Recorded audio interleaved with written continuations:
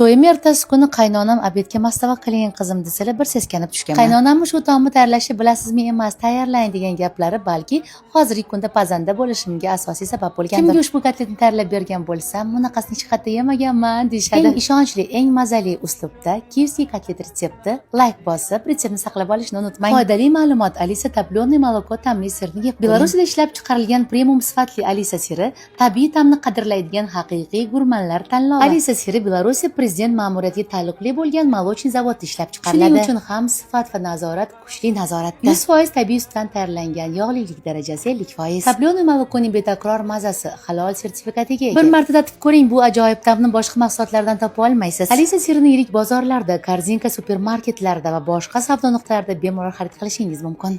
Alisa haqiqiy sifat, tabiiy ta'm va premium darajadagi lazzat. To'liq retseptni esa video tagida yozib qoldiraman. Mazali, unutilmas ta'm KFC kotlet retsepti tayyor.